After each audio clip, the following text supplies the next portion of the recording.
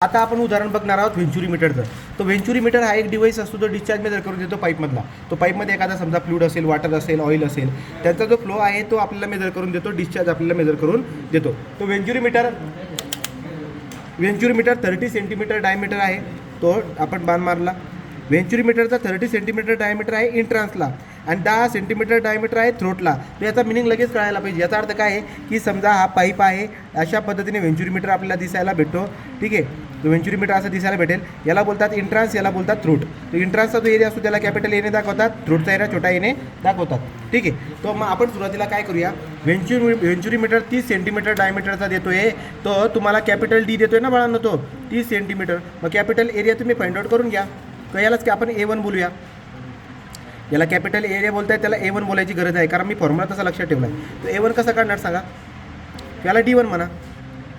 इंट्रान्सला बोलूया D1, area येईल त्याचा A1. मग काय पाय बाय 4 इंटू 30 सेंटीमीटर म्हणजे काय बाळांनो 0.3 मीटर. तो 0.3 मीटरचा वर्ग करा आणि A1 सांगा किती. 0.07 मीटर स्क्वेअर हा झाला एरिया. हा काय झाला एरिया. पण पुढे काय बोलतोय, इंट्रान्सला 10 सेंटीमीटरचा आहे. तो व्हेंचुरी मीटर 30 सेंटीमीटर डायमीटर आहे इंट्रान्स ठीक आहे. आणि थ्रोटला किती येतो 10 सेंटीमीटर. मग बाळांनो थ्रोटला जर का 10 सेंटीमीटर D2 = 10 सेंटीमीटर झालं ना. मग A2 किती येईल, पाय बाय 4 इंटू 10 सेंटीमीटर म्हणजे 0.1 मीटर सर. म्हणजे 0.1चा वर्ग किती आला बाळांनो 7.85 10⁻³ हा झाला A2. पुढे जाऊया. पुढे काय बोलतोय, discharge difference in the mercury level manometer is 6 centimetre. तो डिफरन्स किती आहे 6 सेंटीमीटरचा डिफरन्स आहे. म्हणजे बाळांनो तुम्हाला डिफरन्स जर तो बोलतोय तो एक्स आहे, तो कितीचा आहे 6 सेंटीमीटर. म्हणजे 6 सेंटीमीटर 0.06 मीटर. तो difference in the mercury level म्हणतोय, म्हणजे तो एक्स असतोय माहिती आहे ना. हां, पुढे काय calculate the discharge flowing through the pipe. तुम्हाला काय काढायचं आहे डिस्चार्ज फ्लोईंग थ्रू पाईप. हे काय आहे, पाणी आहे का काय आहे बघा बरं. वॉटर आहे काय, लक्षात राहू द्या वॉटर आहे का काय ते पण महत्त्वाचं. मला सांगा आपल्या डिस्चार्जचा फॉर्म्युला काय असतो बघा बरं. डिस्चार्ज बरोबर CD A1 into A2 into अंडररूटमध्ये 2GH डिवाइड बाय अंडररूटमध्ये A1² A2. याच्यामध्ये एवढ्या जागेमध्ये बसवायचे. मला सांगा CD पण दिला आहे ना तुम्हाला, दिलाय का नाही. नसेल दिला तर किती घेऊन टाकायचा तो CD अजून टू युवा CD = 0.98. किती घेऊन टाकायचा 0.98. मग बाळांनो टाका ना. मग आता काय रोग येतोय. परंतु तुम्हाला हे सगळं कॅल्क्युलेट करण्यासाठी A1 आहे, A2 आहे, CD आहे, तुम्हाला H नाही आहे. काय नाही आहे. एक काम करू, जिथे X आहे तिथे H काढून घ्या. H कसं काढतात, X ब्रॅकेटमध्ये SM/S - 1. तर X किती आहे तुमच्याकडे 0.06 ब्रॅकेटमध्ये. SM किती आहे 13.6. SMचा होतो तो मर्क्युरीचा स्पेसिफिक ग्रॅव्हिटी. आणि यस काय आता बघा विचार करा, इथं जर का पाणी फ्लो करतंय तर पाण्याची स्पेसिफिक ग्रॅव्हिटी किती असते 1 -1 करा आणि सांगा आन्सर किती येते.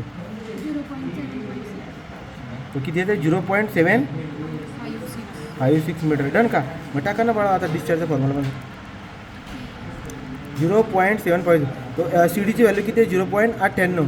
A1 किती आहे, A1 किती आहे 0.07. A2 किती बाळांनो 7.85 10. तो 7.85 इंटू 10⁻³ हा झाला काय. तर बघा हा झाला CD, हा A1, हा A2 इंटू अंडररूटमध्ये 2GH. तो 2G किती आहे 9.81. H किती आहे, H काढला 0.756. 0.756 डिवाइड बाय A1चा स्क्वेअर डिवाइड बाय A1चा स्क्वेअर मायनस A2चा स्क्वेअर. A1 किती काढला आहे 0.07. A1चा स्क्वेअर म्हणजे 0.07चा स्क्वेअर मायनस 7.85 इंटू 10⁻³ त्याचा बी स्क्वेअर. कळालं का. नीट काढा आणि डिस्चार्ज सांगा पटकन मला. या पद्धतीने उदाहरण सॉल्व करत आलो आहे. नीट काढा आणि उदाहरण सांगा मला किती क्यू किती.